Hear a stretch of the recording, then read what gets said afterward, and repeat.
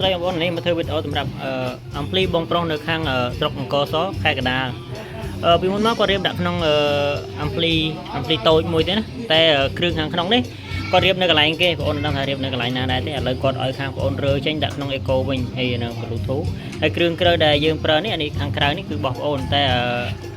ខាងផ្នែកប្រព័ន្ធអំភ្លីវិញដុំភ្លើងកង់ដងនិងខ្លះឌីគឺរបស់គាត់រៀបនៅខាងគេនៅខាងណាទេហើយបាននេះគេដាក់ឲ្យគាត់ទៅតែបានកូពីទេណាខ្លះឌីនេះទាំងពីរនេះឲ្យខូចទៅឃើញស្នាមជួសជុល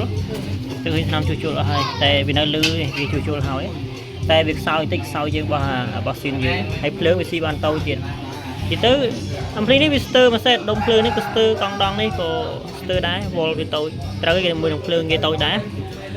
ហើយនឹងខ្លះឌី2ស្លឹកនេះតែខាងផ្នែកអេកូហើយនឹងកញ្ចប់គូតក្រោយទាំងហាល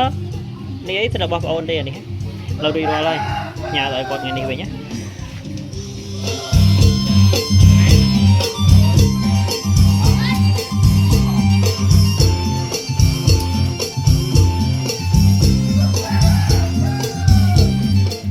ហើយមានបងប្អូនត្រូវការអាចចាក់ទងបានណាទីតាំងបងប្អូននៅភ្នំពេញនៅជិតនឹងវត្តយ៉ាងរែលើបងប្អូនត្រូវការ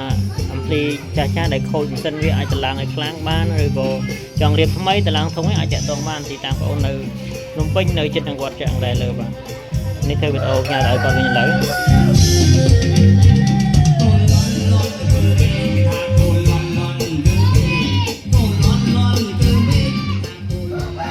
ហើយយើងរៀបក្នុងអេកូចេះវាចំណេញភាសាអីបានថាចំណេញប្រព័ន្ធប្រេខាងមុខនេះយើងនៅច្រៀងធម្មតាទេអញ្ចឹងបងប្អូនលេងធម្មតាមែនទៅមិនបាច់ចាំមានអីរុញទេក៏បានដែរណា